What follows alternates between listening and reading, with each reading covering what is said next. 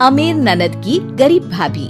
रीना एक मध्यम परिवार की लड़की थी, लेकिन उसकी भाभी शिवानी एक बड़े घर की बेटी। शिवानी की शादी अभिषेक से लव मैरिज थी। अरे भाभी, ये कितना अच्छा सूट पहना है आपने। काश ऐसा मैं भी पहन पाती। अरे क्यों नहीं रीना, वैसे भी तुम्हारा और मेरा नाम तो एक ही है, जब मन करे पहन लेना। भाभी, आपको आपके पापा ने कितने अच्छे कपड़े गहने दिए हैं। मैं उनकी इकलौती बेटी जो हूँ। बेटी तो मैं भी इकलौती हूँ, लेकिन क्या करे, पापा है नहीं, पता नहीं कैसे होगी मेरी शादी। तभी वहाँ शिवानी की सास आ जाती है। अरे क्यों नहीं करेगा भाई तेरी शादी धूमधाम से, आखिर जिम्मेदारी है तो उसकी। और वो दिन भी आ जाता है जब रीना की शादी तय हो जाती है। अभिषेक, क्या हुआ? आप इतने परेशान तो कभी नहीं दिखे, कोई बात है तो बताइए मुझे। अरे शिवानी, वैसे तो शादी का सारा इंतजाम हो गया है, लेकिन गहनों का रेट तो आसमान छू रहा है। कैसे क्या करूं, कुछ समझ में ही नहीं आ रहा। थोड़ी देर में शिवानी अपने पूरे गहने अभिषेक के सामने रख देती है। ये लीजिए, गहनों का इंतजाम भी हो गया। अरे नहीं नहीं शिवानी, मैं ये गहने किसी हालत में भी नहीं ले सकता। ये तुम्हारे पिता ने तुम्हें दिया था, और तुम हो कि। तभी वहाँ सास आ जाती है।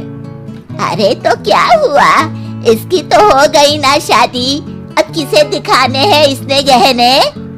सास गहनों का डिब्बा शिवानी के हाथ से लेकर वहाँ से चली जाती है। रीना की शादी धूमधाम से होती है और अब वो बड़े घर की बहू बन जाती है।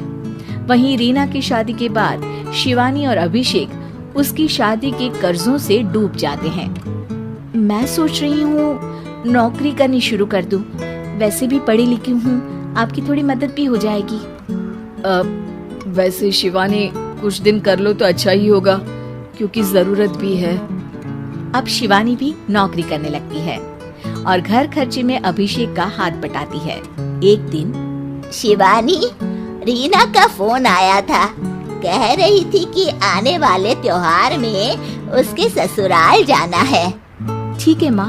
अरे ठीक तो है, लेकिन एक काम कर लेना, उसके सास ससुर से लेकर पूरे खानदान के कपड़े मिठाइयाँ सब ले आना, और हो सके तो रीना के लिए छोटे से कान में पहनने के बूंदे भी।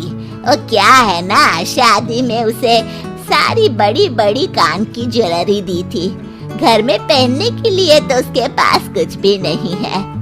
शिवानी सोच में पड़ जाती है कि वो क्या करे, क्योंकि कर्जों और घर के खर्चों के बाद तो पैसे बचते ही नहीं थे। शिवानी फिर अपने पिता को फोन करती है और उनसे पैसे मांगती है।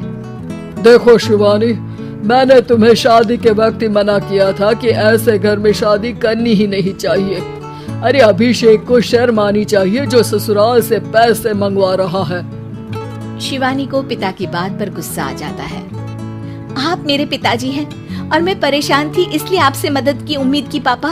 अभिषेक को तो पता भी नहीं है कि मैंने आपसे पैसे मांगे हैं। शिवानी सोचती है कि वो अभिषेक से बात करे, लेकिन फिर उसे लगता है कि वो टेंशन ले लेगा। तभी शिवानी की नजर हाथ के कंगन पर पड़ती है। सीधे बाजार जाती है और उसे बेचकर ननद के घर ले जाने का सारा सामान लेकर आती है और सास के सामने रख देती है। हाँ ठीक है, लेकिन फल थोड़े और अच्छी क्वालिटी के होने चाहिए थे। शिवानी कुछ नहीं कहती, वहाँ से चली जाती है। एक दिन शिवानी, रीना का फोन आया था, बहुत रो रही थी। क्यों माँ, क्या हुआ? सब ठीक तो है ना उसके ससुराल में? अरे तूने तो उसकी नाक ही कटवा दी। अब मैंने क्या कर दिया माँ? कह रही थी कि बड़े घर की बहू है भाभी, जो कपड़े दिए वो ब्रांडेड भी नहीं थे। तू तो जानती है ना उन लोगों का पहनावा कितना अच्छा है। तू तो मेरी बेटी का भला कभी सोचती नहीं। हाय भगवान, अरे बड़े घर की बहू है, इसी बात की जलन है ना तुझे, लेकिन याद रख, मेरी बेटी का सोचने के लिए भगवान है। तुम लोग कभी उसका बुरा नहीं कर पाओगे।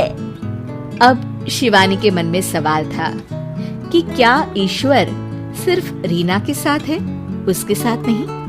लेकिन उसे सुकून था कि वो अभिषेक के साथ उसकी जिम्मेदारियों को निभाने में बराबरी की हकदार है। शिवानी वहां से चली जाती है। वो सास से कुछ नहीं कहती, क्योंकि अमीर घर की बहू बनकर रीना को भले ही सुकून ना हो, लेकिन गरीब घर की बहू बनकर शिवानी खुश है। क्योंकि खुशी पैसों से नहीं, परिस्थितियों पर निर्भर करती है।